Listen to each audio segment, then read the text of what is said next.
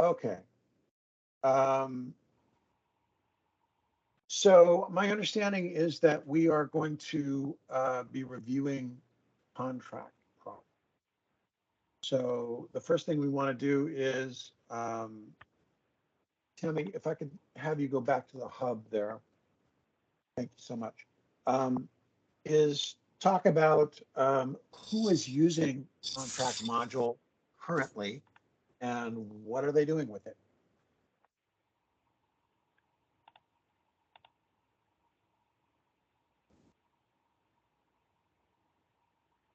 Well, I know with purchasing, when we get the contract, the signed contracts back from legal, my assistant goes in and enters all of the information. I also believe Yamari from up at CD, she also uses this module as well. Okay. So is it just you folks in purchasing and when you say CD, who tell me who CD is? Community development? Okay. So is it just you folks in community development? I Oh, go ahead, Yamari. Yeah, I mean, so far that I know of is us too. I don't know if Public Works is also using it. I know that they do have contracts. I just don't know if they're actually using the module. Yeah, Well, I'm let's not go. sure if anybody has jumped in yet and start using it besides the two of us. All right, well, let's go find out. So let's go back to the hub. And do you have a second screen or do you only have one monitor? I don't. I only have one monitor. Okay, that makes sense now. Okay, so contract is under financials. So we're going to open financials and then have access under purchasing, maybe check management. And oh, you have settings and everything. So you have everything. Okay, so let's go to contract entry, please.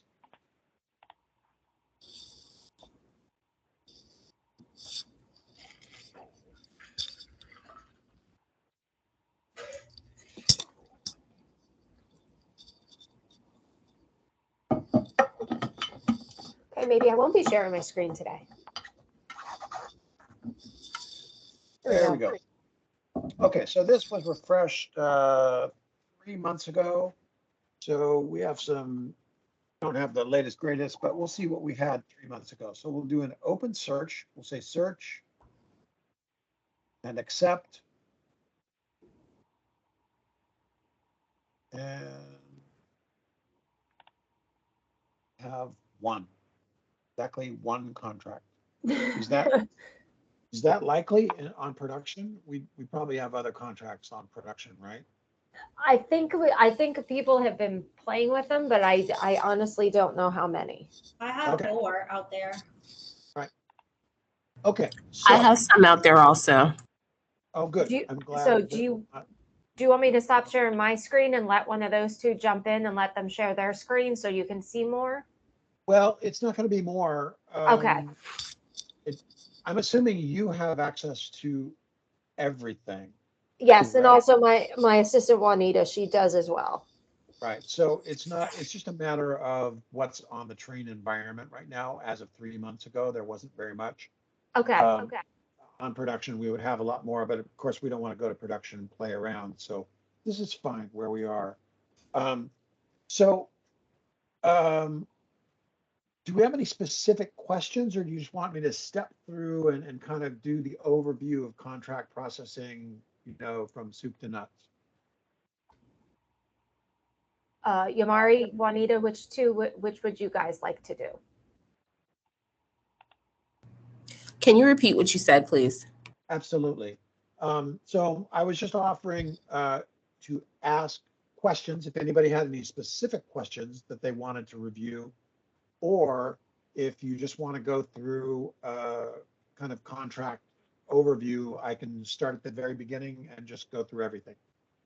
I would rather that if you can go through it. I am more than happy to. Okay, so here's what we're going to do. Let's assume that someone needs to put in a contract. What does that mean? That means that there is a signed contract out of legal, right? That part is done. Because what we're seeing in Munis is a representation of a legal document. So the program is actually saying, yes, there's a contract out there. It's signed. Everybody, everybody did their due diligence. Everybody did what they were supposed to do. And now we want to use it within Munis. And so someone is going to come in here and, enter a new contract. So in that case, let's start a new contract. Let's press the add button. And there's our contract. You press the little +1, you get your new contract number. And then the next thing we've got to do, the most important thing we've got to do is choose the enforcement method. And that is worth taking a moment to talk about. So here's what I'm going to do. I'm going to steal the screen from you just briefly. And I've got this cool little document that goes through what the enforcement methods are. So encumbered accounts, non-encumbered accounts, amounts by segments, not to exceed. And then we get into the back half kind of, and these here are much more rare. They are less frequent, but these top 4 here are pretty common, depending on what all you need to get done. And because I am a nice person, I found this great document from Connect a few years ago about contract enforcement methods. And this is really good. It actually goes through and talks about what the contract methods are and when you might use them. So this is a good document to have kind of under your belt and refer to. But encumbered contracts, this is a contract where we're going to put some budget lines in the contract in Munis and a dollar amount, and we're going to say we're going to use this budget for this amount. So we're going to put $10,000 for office supplies or like that. And as soon as we do that in the contract module, that budget is encumbered. And so we could have multiple lines. We could have multiple departments on the same contract, which I actually think is a great idea, especially for something like office supplies. If you are all using the same vendor, have one agreement with the vendor and have multiple lines with whatever your office supply budget is. And then it's all in one place and everybody's using the same contract number. It's very clean and efficient. But that's what encumbered contracts is. The budget is encumbered at the time that we approve and post the contract. The next type is non-encumbered, which is very similar, but the money is not encumbered at the time of posting the contract. It is encumbered when we write a PO against the contract. So let's say we've got that $10,000 line for office supplies on our contract, right? Somebody needs some office supplies, so they create a requisition. They put the contract number into the requisition, and then that becomes a PO that is connected or that is drawing down the contract. So let's say we spend $800 on office supplies with our PO, right? The $10,000 contract or the $10,000 line on our contract is going to be defrayed by that $800 PO. And the encumbrance is for $800 because that's what the PO is. Everybody with me on this so far? Yes. Yeah. Anybody have any question? Okay. So the next sequence, so that here's your encumbrance at the time we make the contract. Here's your encumbrance at the time we make a PO against a contract. And then we've got something called amount by segment. As it says here, these are unencumbered. So you would have a total amount, and then you would have segments on that contract. And then the encumbrance would come when the goes. Music.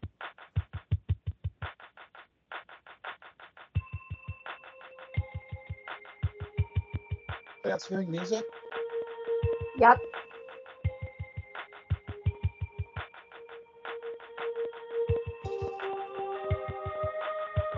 The music, like when you're put on hold. Yeah, so that, whoever that is, 610-208-586.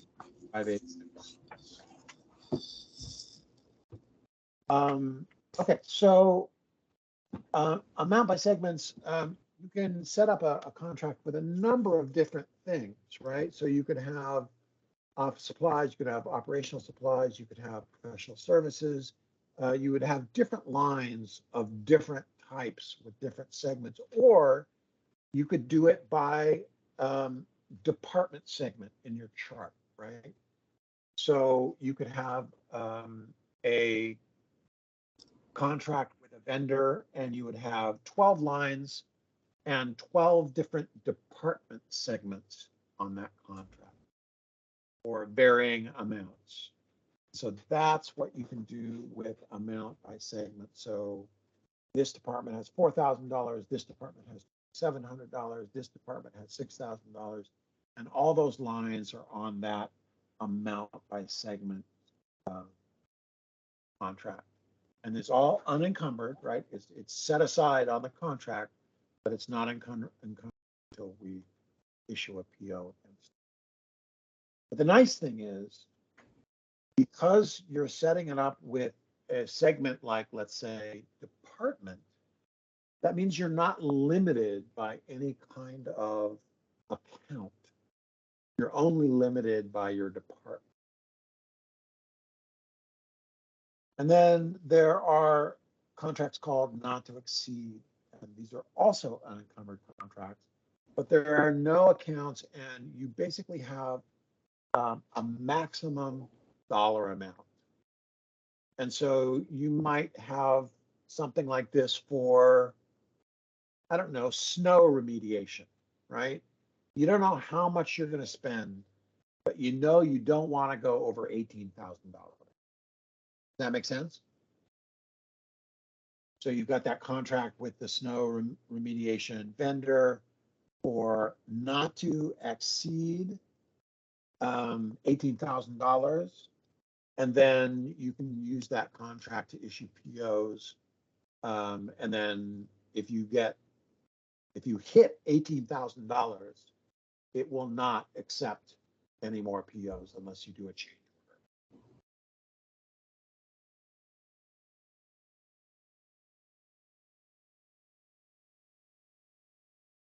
order. Everybody with me so far?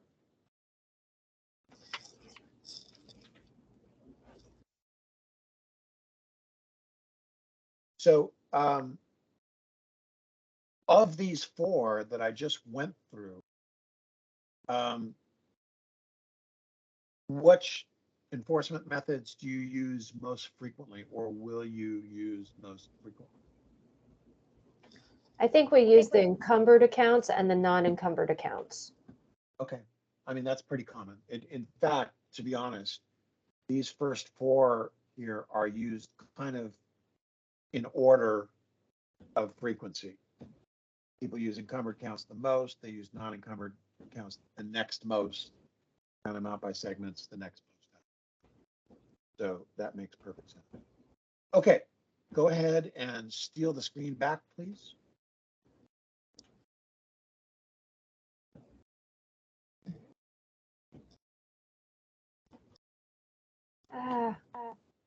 Hold on for a sec. I'm trying to find my little doohickey again.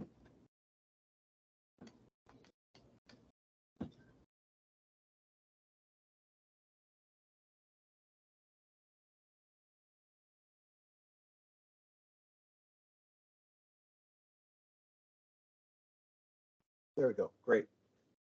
Okay, so let's go ahead and do an encumbered account, right? And that next item there is line items. And if you drop that, we'll take a look at that. So you can either do line items on the contract or not. And this allows you to get more discrete and get more detail on it. So I would leave it as none for now, because all we really want are the encumbered lines. And then we need to pick the vendor. So who are we going to buy from?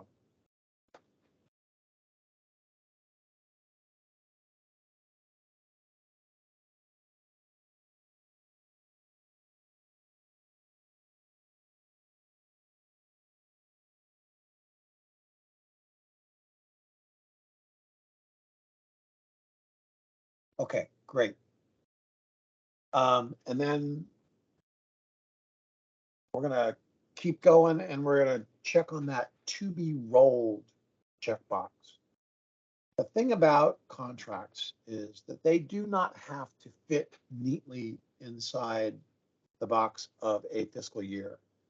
So a contract can cross a fiscal year, and contracts do all the time. Very common thing that, you know, this contract is going to go from July until the following October, right? So 16 months.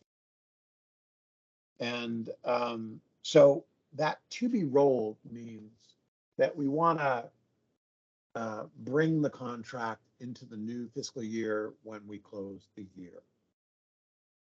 And so that you're almost always going to leave that to be rolled check. Hold payments, that is not something you would do when you create a contract at all. You can kind of put a contract on hold if you want to, but that would be down the line and there was some pressing reason that you don't want people to buy against a contract, and so you can put that contract on hold. And then there's a checkbox for require PO for payment. Now that's going to be a decision that you're going to want to make, whether you want to require, absolutely require someone to have a PO or not. And you can tell me what you think. What is your feeling about requiring people to use POs as opposed to allowing them to use POs?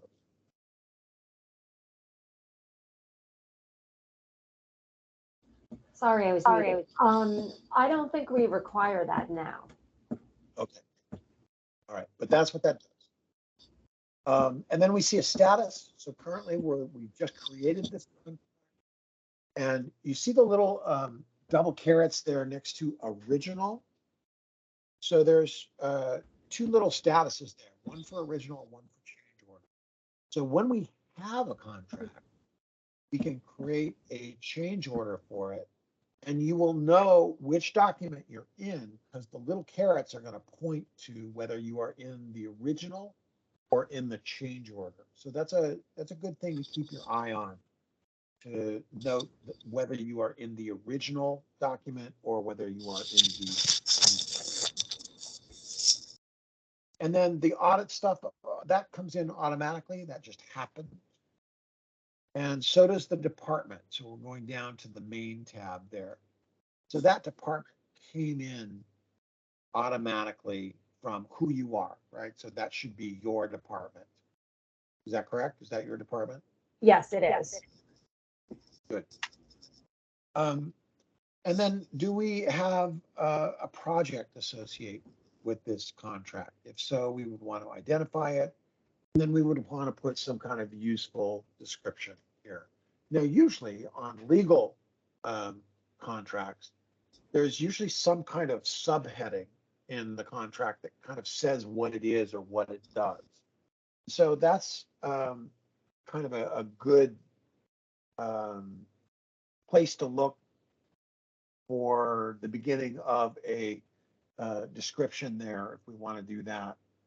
It's just handy to be able to put some kind of good description in there. The description has, give me 1 second, I will tell you.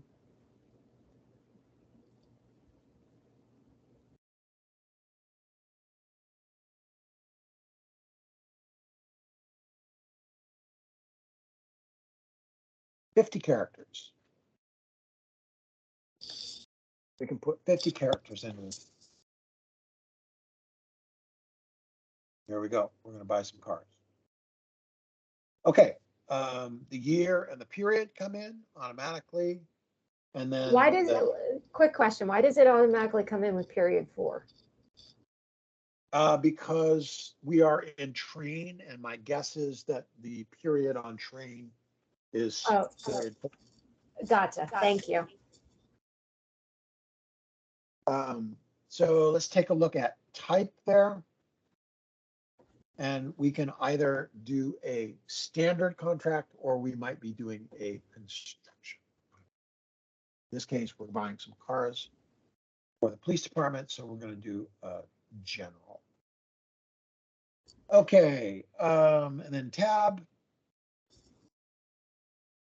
So there is a review code here, but you may not have set, I was just going to say, you may not have set up review codes to be in use. Some people do, some people do not. It looks like you have not.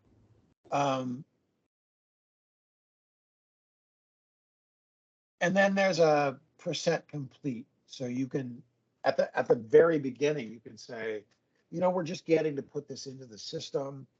And, you know, we've already done a piece of it. And so it's like 18% complete, and that percentage in there. But if you haven't done anything, you would just leave that blank. And then the administrator. Who is the administrator of this contract? I would assume that it is someone in the department who is familiar with the contract itself. Otherwise, I would expect it to be someone in purchase. Hi, I'm sorry. Oh, I'm sorry, Jamar, go ahead. No, you go ahead. For this one, for the administrator, we've been putting down who the project administrator is for the project. Like with our public works departments, we've been, I know most of them have been with Dave Onsbach. He's one of our project managers. So we've been putting him in. So that's how we've been entering the information into that line item.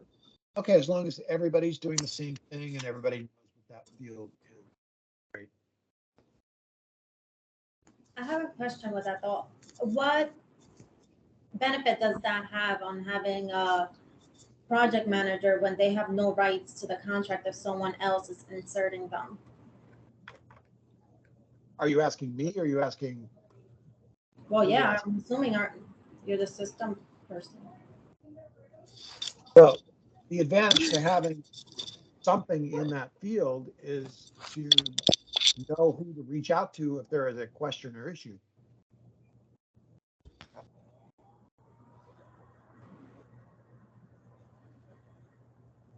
How you want to use it is really up to you. It seems like you've made a decision to put project managers in that field.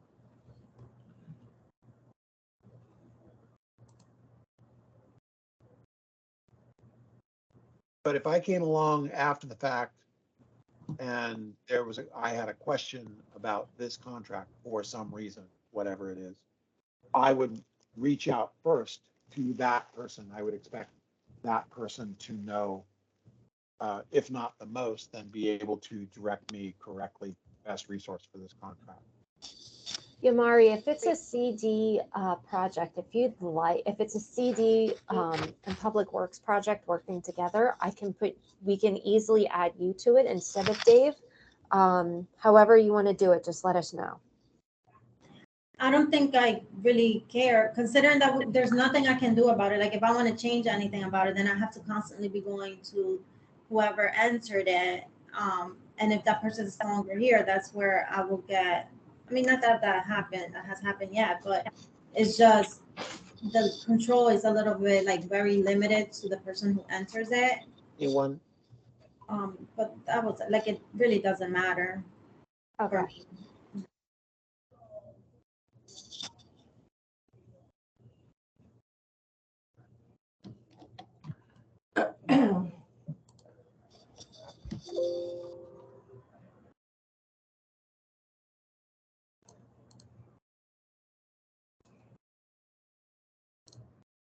So is there more to discuss about this? Is everybody happy No, with the decision?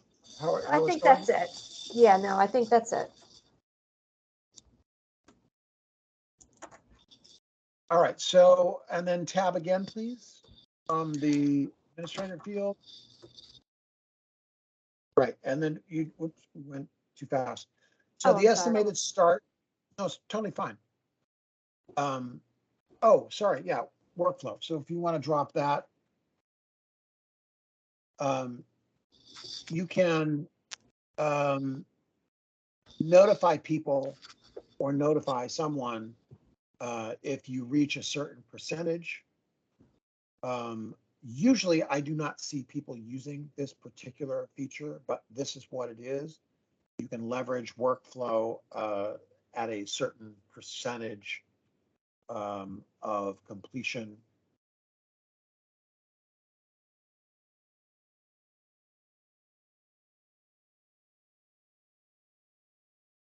And then the estimated start is literally when the first day of your legal contract says. Now, do these have to be entered, this information? They don't have to be, but they're really useful. Okay. Anything that has a little red asterisk is a required field. Anything that doesn't have a little red asterisk is not a required field. But I've actually never seen anybody not leverage at least the start date and the estimated completion date. Now, if we're buying vehicles, we don't have a completion date. We can just leave that blank, correct? Right, it's an estimated completion date. Completion date should be the delivery date if it's vehicles. Okay. What if we don't have that? Can we just leave it open at least for right now? Because sometimes with how everything's back ordered right now, we don't have an estimated when we're going to receive it. So we can just keep that open and then go back and enter that information later, correct? You Or can do that. okay.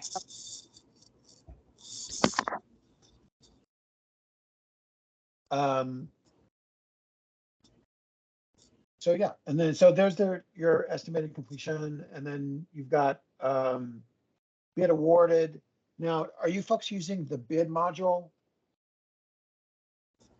Not yet. We will be hopefully shortly. Okay. So if you are using the bid module and you created a contract from a bid, that would come in automatically. Otherwise, you would want to enter that date if the bidding process was offline, or if you just wanted to indicate when something was awarded. Okay. And if you make any changes, you would need to update it. Like nothing in these date fields is going to happen automatically. So you'll have to adjust the contract if some new piece of information changes.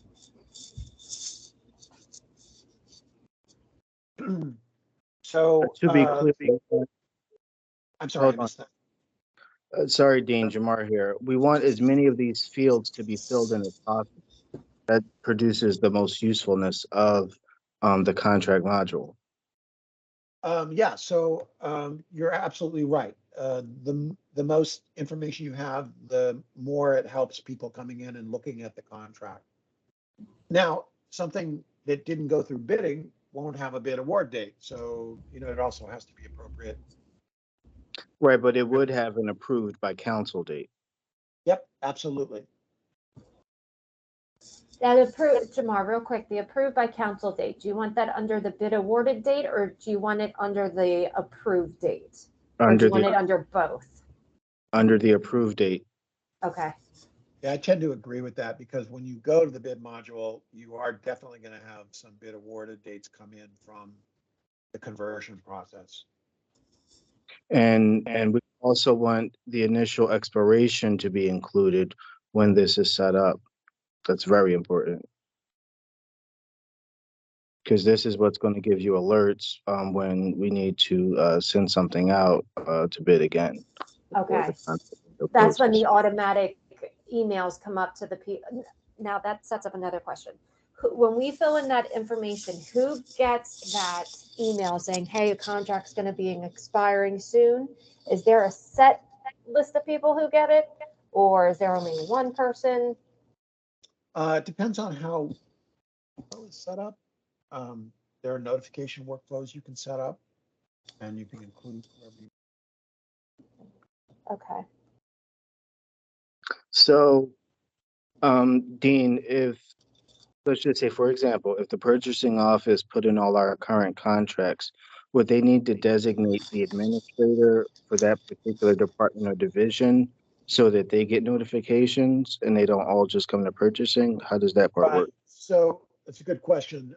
It really depends on how you want to handle workflow. So it also depends on what kind of contract we're talking about. So this is going to be an encumbered contract. So I assume that we're going to have some kind of encumbrance line down there, and whose budget is that, right? So do we want to send it to the departmental manager of that budget? There are questions that need to be asked and answered so that you kind of know who needs to be, advised when things happen.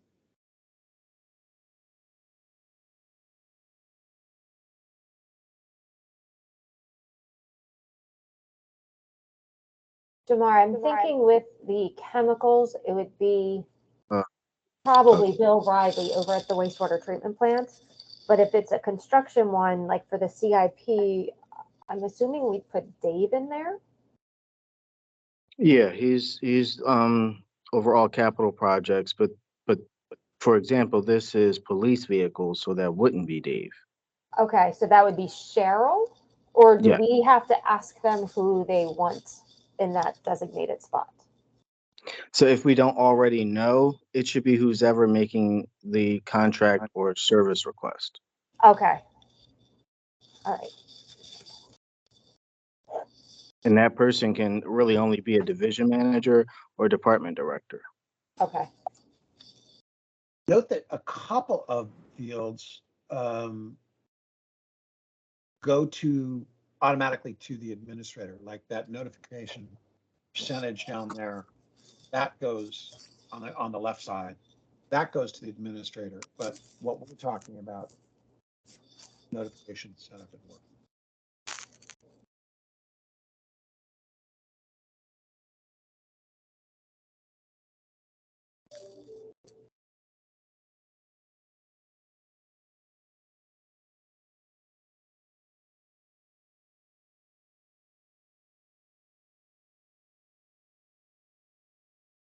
Okay.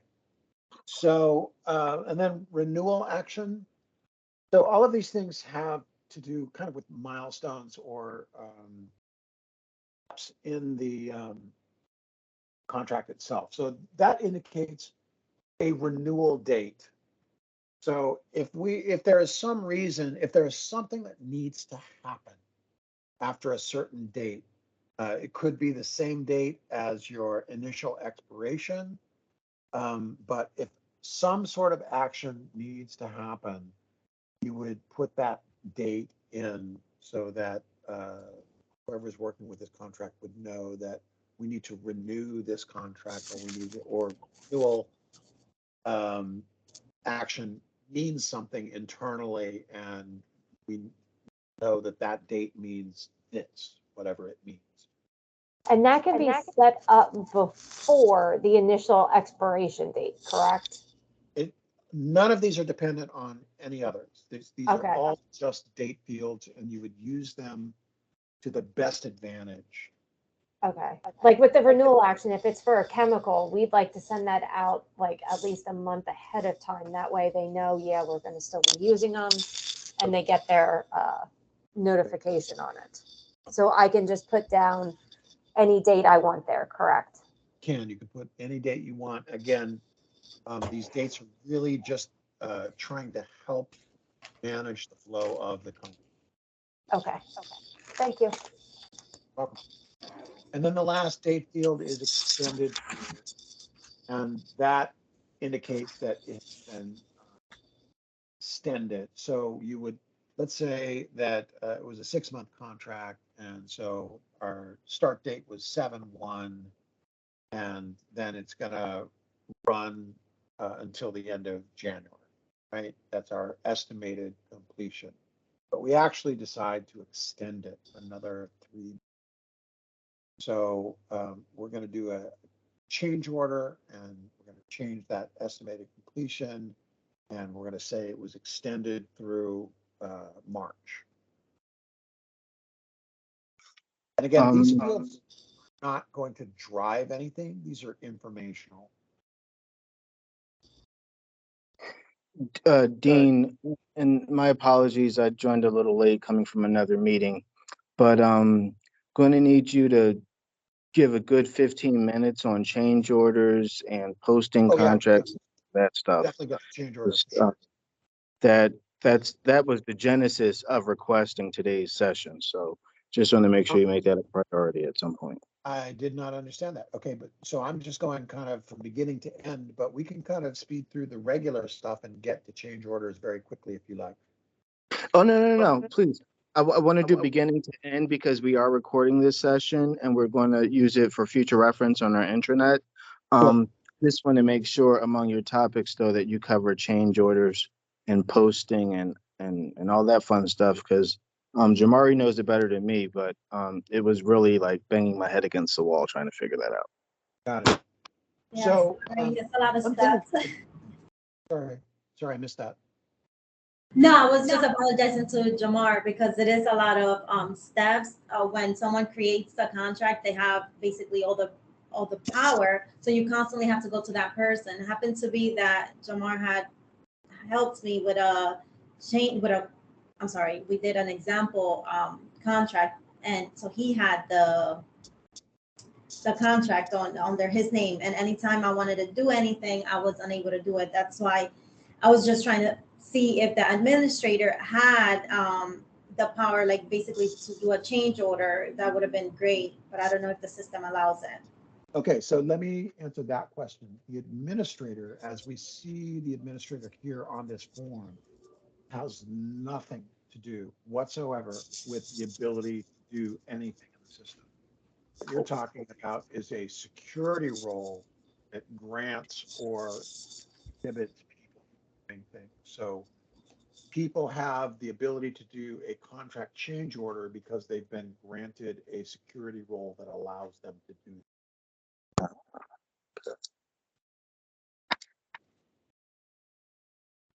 So I know that, Tammy, that we did not put an estimated completion in because you weren't sure.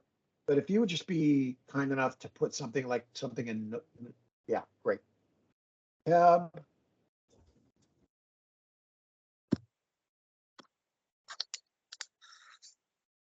And tab. Please, tab. There we go. And then tab.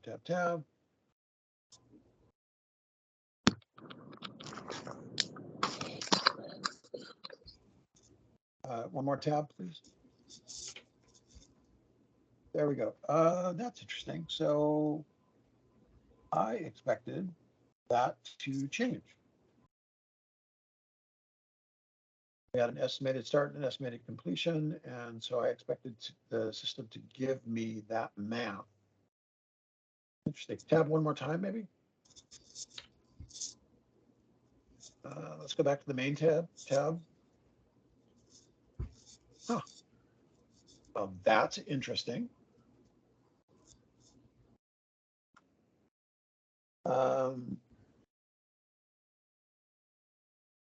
That's really interesting. Let me make a note of that because I did not expect that to happen.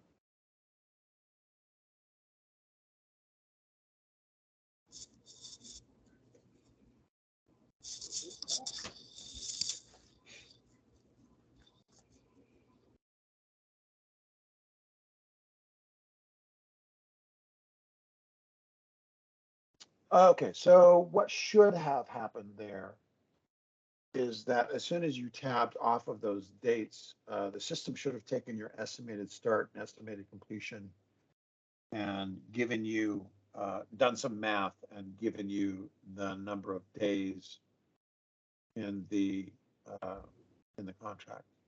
It's really interesting.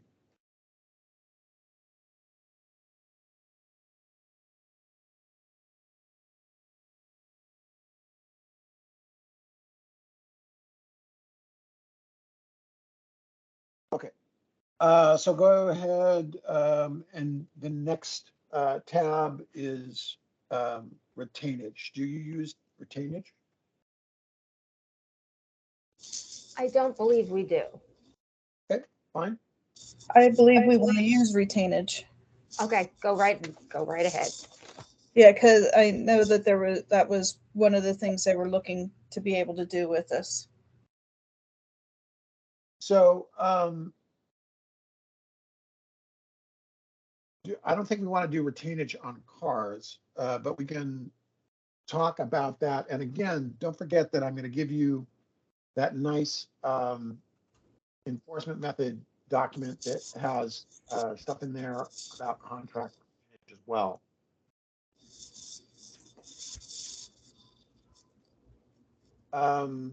So let's click on the accounts tab, which is where we would normally go, and click accept.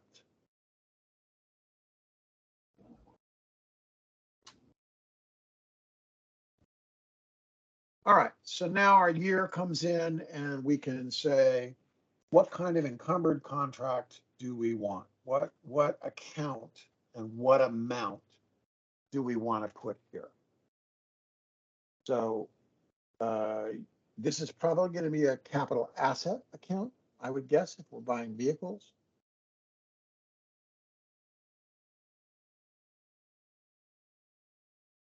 Can I just pick one of these? You may.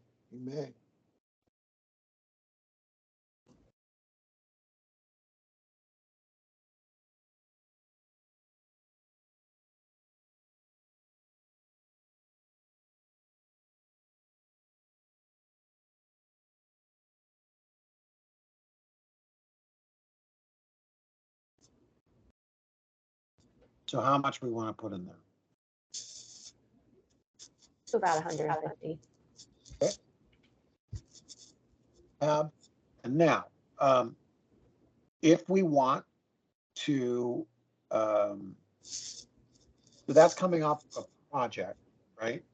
But if we wanted to allow two different departments to purchase vehicles against this contract, we could have two different lines with two different budget lines.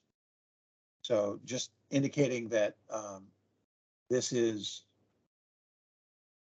where you would put all of the budget lines that you anticipate using. If it's just the one, it's good.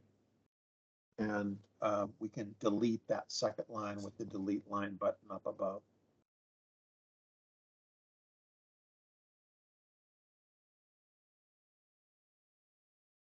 So do you have over budget?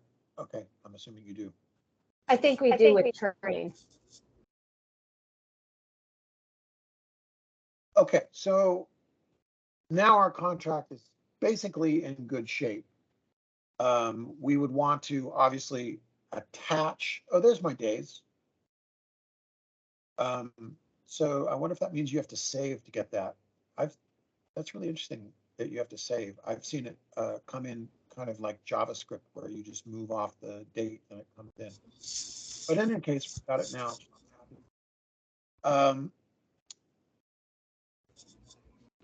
We would want to upload, obviously, the legal document, right, to TCM, and any supporting documentation, anything people would need to understand what's going on, upload into TCM. And especially if we're going to put this through workflow, we would want everything attached in TCM so that the approvers can all review whatever they need to review. Once that's done, we can simply release it into workflow. And I'm assuming that we've got workflow in place already now. So you want me just to release this? Yeah. Now, do we know what the workflow is like? I honestly don't know. All right, we're going to find out. So scroll up just a little bit, and we'll see that the status is now released. So we're off into the wilds of workflow. So if we scroll down, down, down, down there is approvers, that approvers button.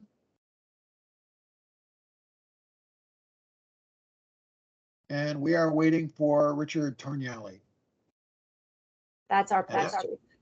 And after he approves it, click open 20 there. And then click that second one, any approver. And then we're waiting for you. That's who we're waiting for. All right, so there's your contract workflow for this particular budget line. It goes to Richard, and then it goes to Fred.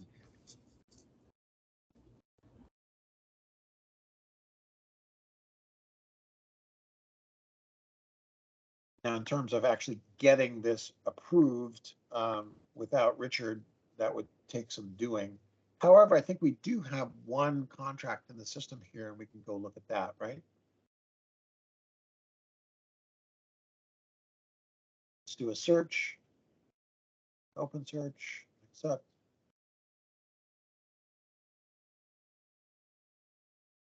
And now we have. So here's our first contract. Oh, it's created also. Shoot. All right. So I thought perhaps this was approved. Does anybody else have one that I can get rid of my stop sharing and somebody else can share their screen? Well, we're going to get stopped by. Okay. I assume that we're going to get stopped by. Who is Richard and what? He's our police chief. Is he? Are all contracts going to go through him? Probably police ones he'll get copies of.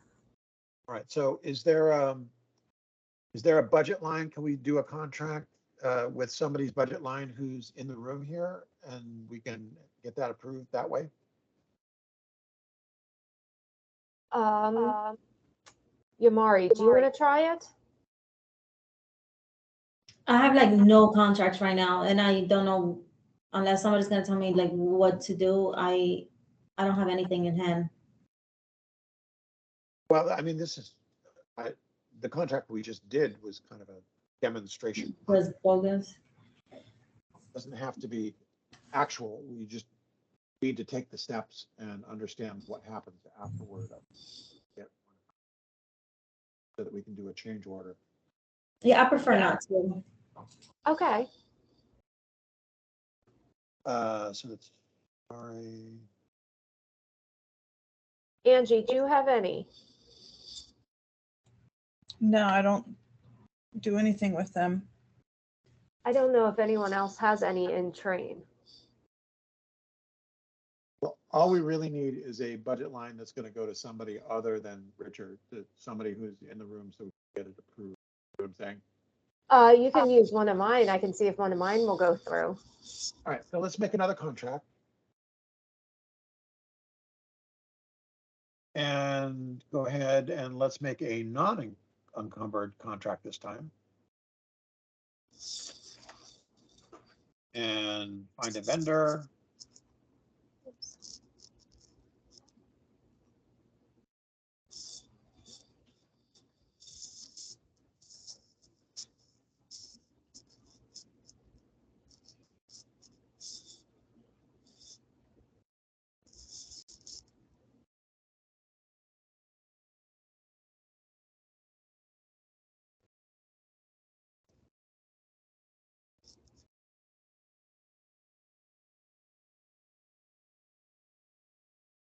Great. And then tab, tab, tab. Tab is your friend. Tab, tab, tab. And then we're going to put a description in.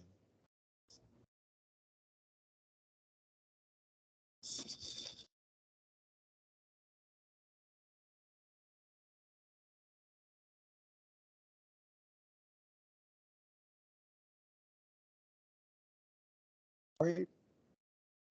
Tab, tab, tab. Let's find an administrator.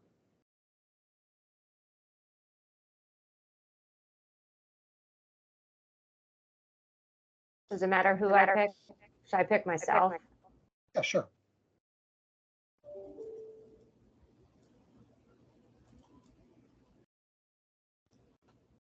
Tab, and then your start and your end.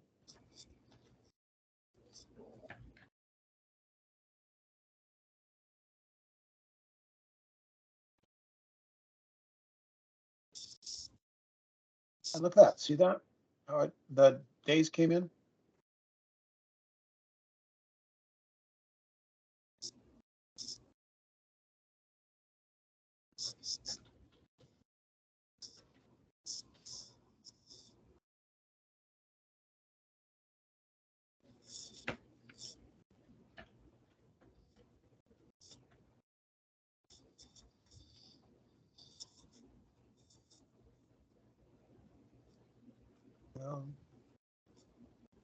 And tab, and go ahead and save. Say accept. So we go to accounts now? Yep, say accept.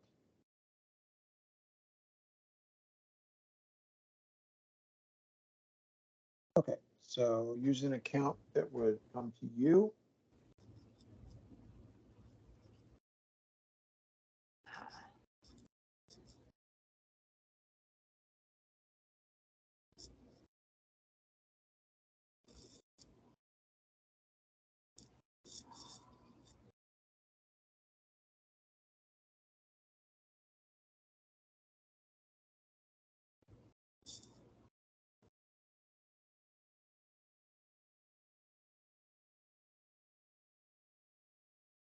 Judy, does it matter which one I use?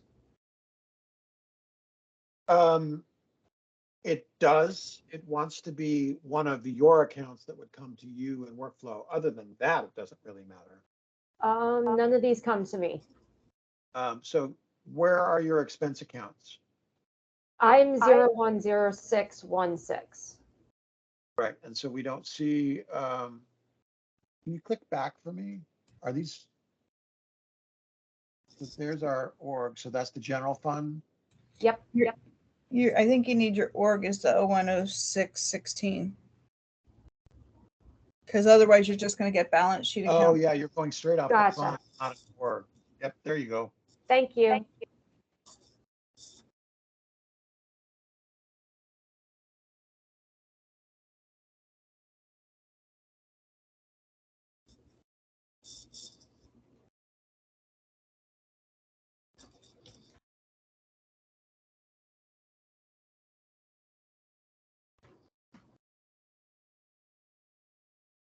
Okay. Okay, and accept.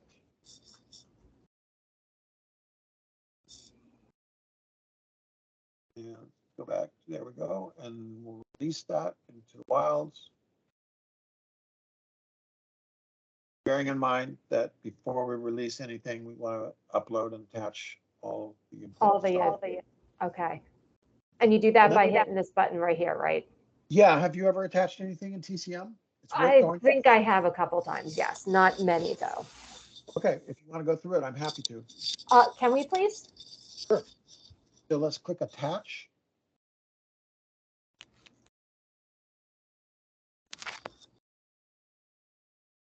Okay, welcome to TCM. And there's a plus sign over on the left, and we're going to create a new attached document there.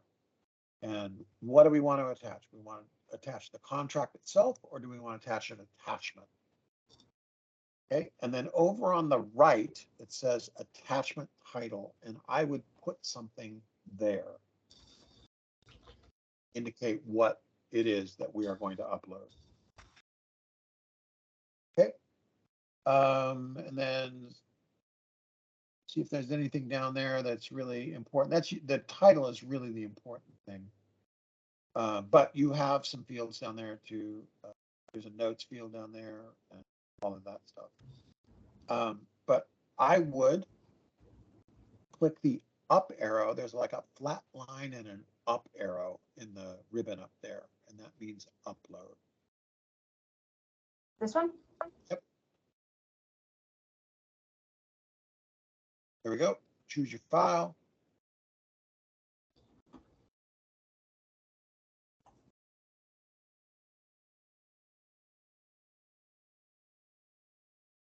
I'm just going to pick one of these.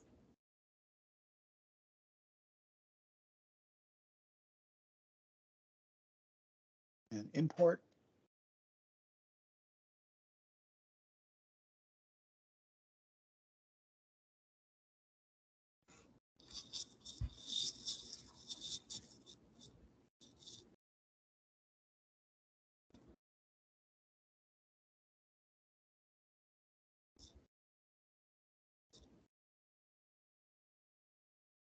Oh, there's our document. Great. And then last step is the save button over by the plus sign.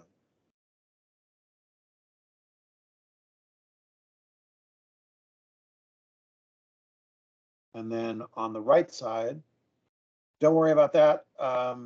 That just means it's a big document, and if you should be able to launch that out and open it in PDF viewer or whatever. So on the right side, there's an X all the way over. There we go. And we're going to close the viewer. And then we're going to have that. I'm expecting that little question mark to turn into a 1 at some point. But if we go back in, your document will be there. And then, of course, if we wanted to add something else, we would do the same thing. Okay. But that's basically it. The steps are create a new record, put a title in, upload the document, and save it. That's it.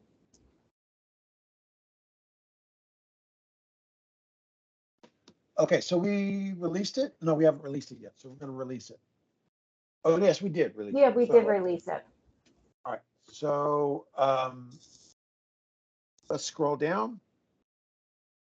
Oh, you're not an approver. Let's go see who the approvers are. Hit my approvals. No, approvers.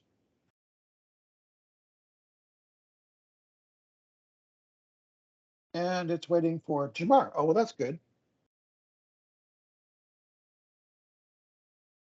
So we will need Jamar to get into train and approve this record.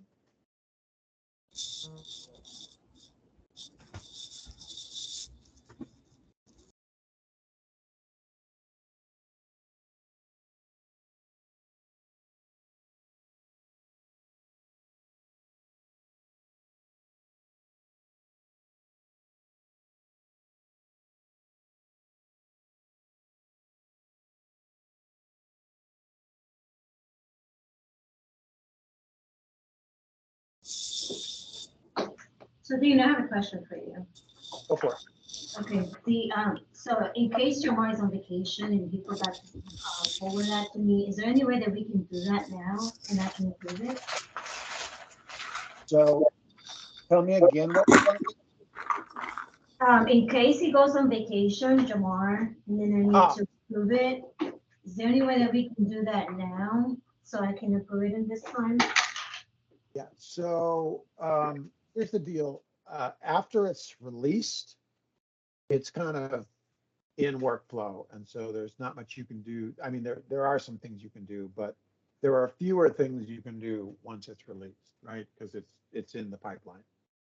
But before something gets released, you can set a forwarding rule for the period of your vacation or however long you're going to be out of the office or workflow.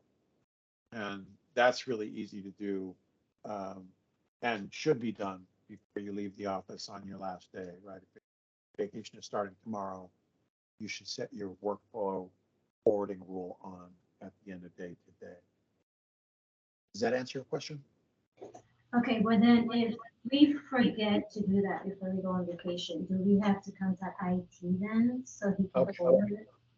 So if someone forgets to do that and something is released, then it's in the pipeline and it's sitting in their queue. And the only thing to be done at that point is, and I'm assuming this is going to be IT, but you will tell me who it is. Who is kind of the keeper of the keys for workflow? Who has administrative oversight over security and workflow? I think it's Ken and Charlie downstairs, so. I mean, that's what we did last time.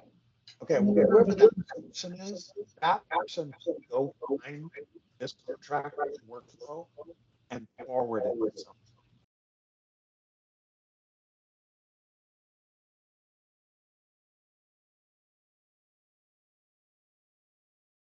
So someone has double volume and it's very difficult to understand what's being said. Okay, well, I mean, it's pretty simple. Don't leave the office without setting your workflow forwarding on. If you do, then whoever has the highest level of access for workflow is going to need to go find the individual transactions and forward them to wherever they need to go, to whoever needs to approve them in the interim while that person is out of the office.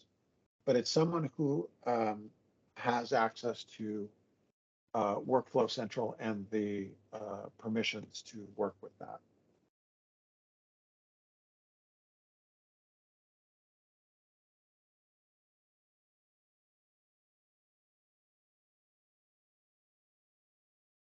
There's no way you can kind of recall something that's already in workflow. It moves forward. It can get rejected by somebody, but if it goes to a queue and no one's home, it's going to sit in that queue unless an administrator steps in and forwards it to somebody else.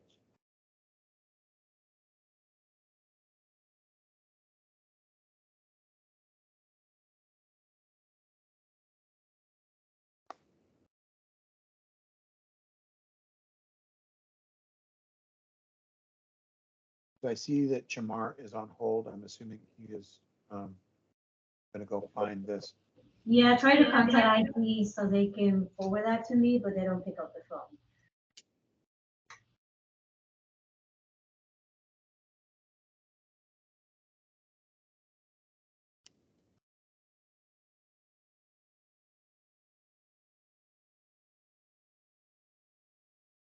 Tammy, let's click the. Are you in the second set? Are you in step 20? Yeah, I think I am. I'm not, yes, I'm in, no, it says any approver, hold Hold on. on, you need to open Yes. that. There you are. Yeah, there you go. So when Jamar approves that, you will be able to second step and then it will be approved. Okay, And once we get there, that seems like a break, and then we'll come back and do a change order.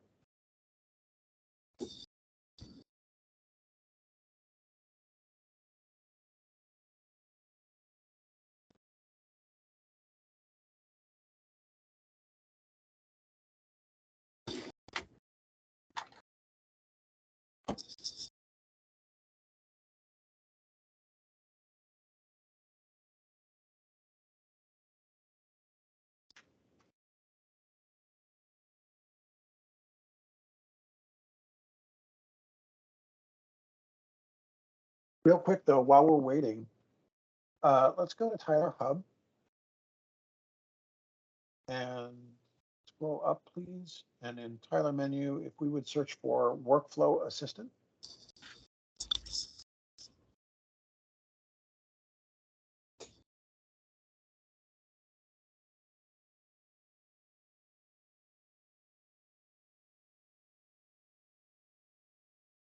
It's fine, say okay.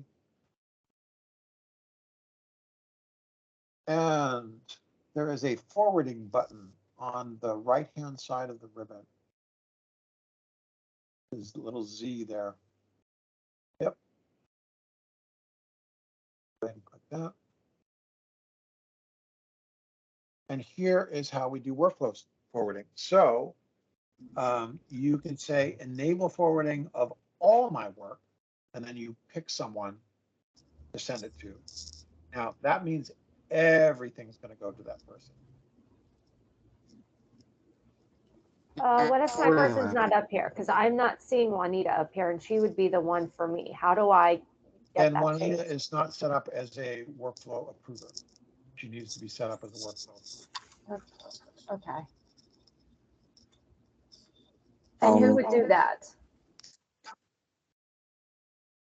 Okay, well, we'll go take a look at that in a second. Okay. Uncheck that. So, enable forwarding of all work. Now we can come down and we can, instead of sending all work to that, we can send specific things to different people, right? We can send, just pick somebody on the list, and then you should be able to undo it. Does it matter who? Dean, sorry.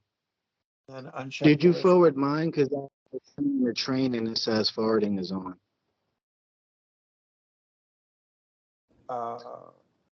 You have That was forwarding on Jamar. it. We're in the middle of doing that right now, Jamar. I mean, in the workflow, it didn't look like forwarding was on. It usually tells. Can you see my screen? No, but I can make you a. No, I turned my video on so that I could show you my screen that it says forwarding is on, and I'm in train. Okay, so you are a presenter now, so if you want to show us, that would be great. No, I'm on my cell phone. I can't connect from the laptop, so I can't show you my screen. That's why I turned my video on, and I was showing you that it says forwarding on in the train environment. Ah, there we go. Got it. So that's interesting. If you click on that green tab there, Jamar, you should have the ability to get to your forwarding and turn it. But what's weird is, Tammy, if you would go back to workflow status and click on Jamar's name, please. It doesn't look like this is being forwarded. It looks like, now we're in train, right? Yeah, we're in train. Yes. Yeah.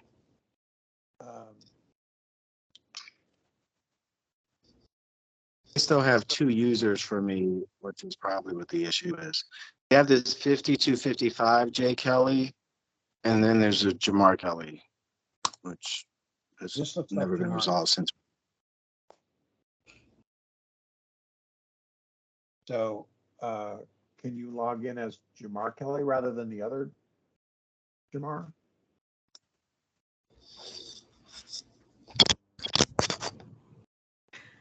Yeah, I said So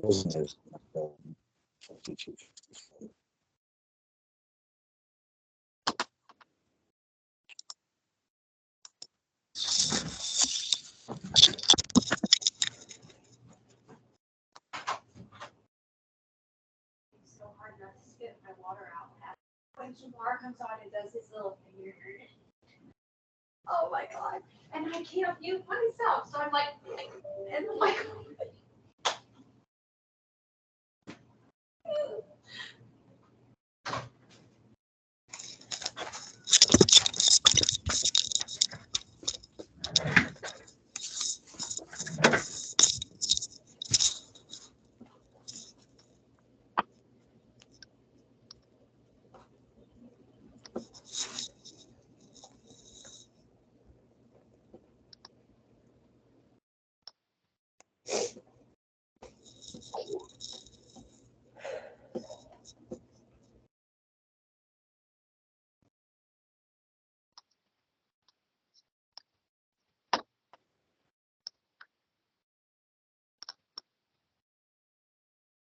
So let's do this, actually. Let's go back to forwarding and finish this discussion about workflow forwarding, and then we'll take a little break and see if we can get Jamar in as his alter ego and get this contract posted.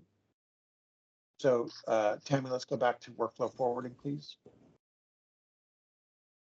Okay, so if we go down there, you can send contracts, like if you click on COE. So now that's going to go to Caroline, right? Yes. And COM, you can send that to Caroline too. But then look at PO change orders, go ahead and click that, but then go over and pick somebody else.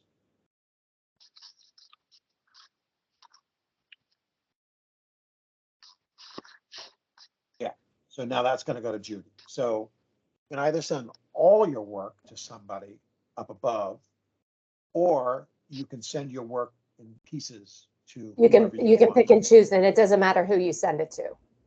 Well, I mean, it does matter. Well, as long as they're approved to approve the information, yes. Yeah, exactly. But at this moment, it doesn't matter because we're just demonstrating what we're doing.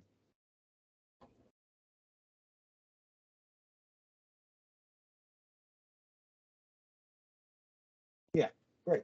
So you've got, 5 things on which you are an approver. You're sending those 5 things to 3 different people. So then down below, you're going to say start forwarding on, and it's going to be tomorrow morning at 5 a.m. or something. And then you're going to come back whenever you come back and tab and then put your. Oh, I gotta put it time.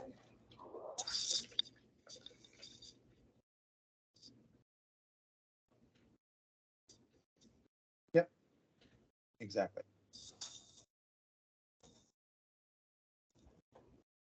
And then check that box because that's useful.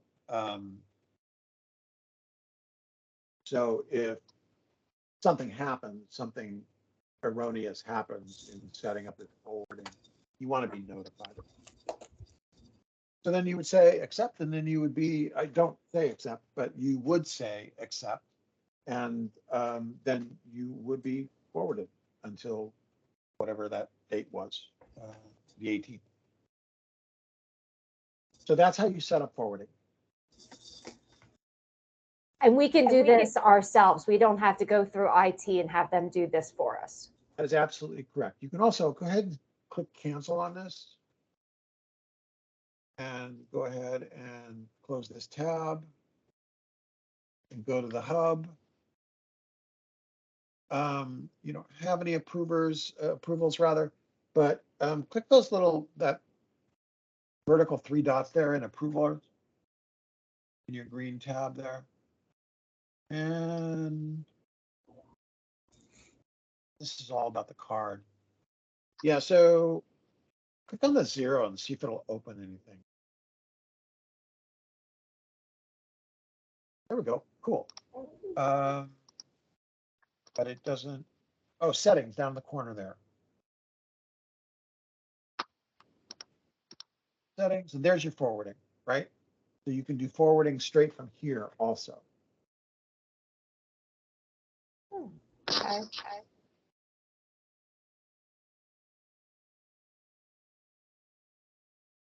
So that's helpful, right? You have two ways to get to forwarding, and you can do that.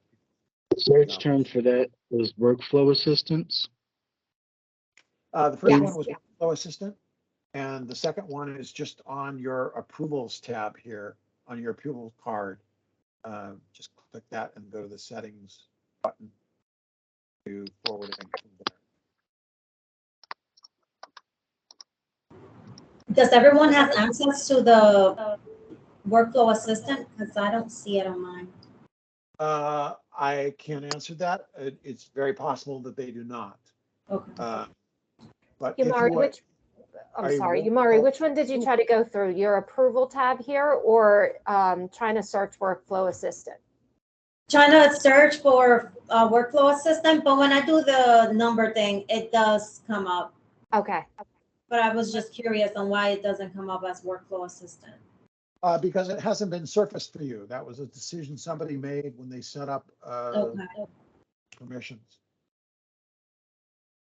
Okay, so this is a good time to take a little bit of a break. Let's come back at 2:15. Jamar, how are you doing getting in as your other self? I sent one of my little emails to IT. I think the issue, so when we were doing configuration, Dean, there were workflow issues with trying to approve things in Train. So Alyssa created this super user, 5255 J Kelly, and it's been a nightmare trying to close that account since and just Well, only have the generic account. Workflow doesn't recognize that user. The workflow is recognizing the other user. The So Jamar Kelly one or the Jamar Kelly one. So if you log in as your 52 whatever, it's fine. You've got all these permissions, but you don't have any of the workflow because it all went to Jamar Kelly. So, but from my side, I only have one email that I use when I log in, and that's Jamar Kelly at Reading. So Yeah, but that doesn't matter. You have two users, and only one user is being identified in workflow, and that's Jamar Kelly. okay. So I mean, you have all the power in the world as your 52 whatever, but none of the workflow.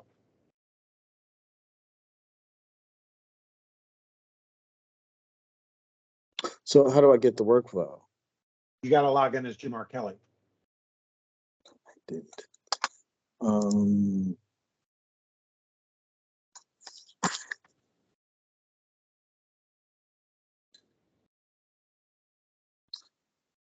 so there. So I'm logged in as far as I know as Jamar.Kelly at Reading. Okay, so you should be able to see. What do you see on your little card there? You should see at least one approval there for this contract. No, it still says forwarding is on. All right, so click that and go down to the settings.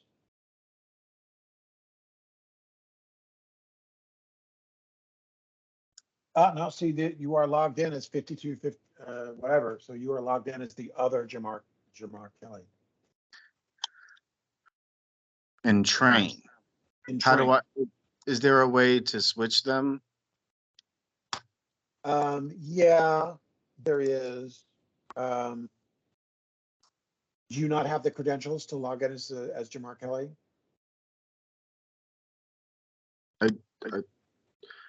I only have one credential that I know how to use, and that's my email address and my password. Right. That's what I understand. But what I'm saying is that both of those are associated with two different user accounts or something like that. I don't know. I would have to talk to somebody in IT to see, or whoever did this. I would have to talk to them and figure out what was done here. The only other thing we could do is to change workflow on Train so that it goes to this 5255 Jamar Kelly. Right now it's going to Jamar Kelly, and you're not seeing it because you are 5255 Jamar Kelly.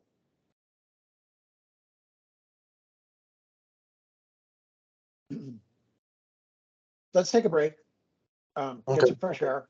I'm back in 2:20, and in the meantime, who can I talk to or reach out to have a quick conversation about your situation tomorrow? Charlie Murphy and IT. Would you put in the chat his email address, please?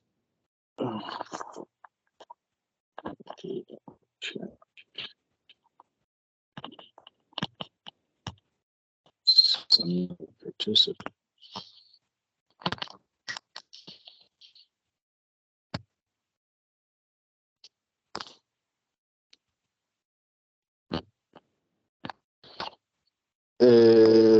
It's not letting me tell it's not a participant. Sorry, I missed that.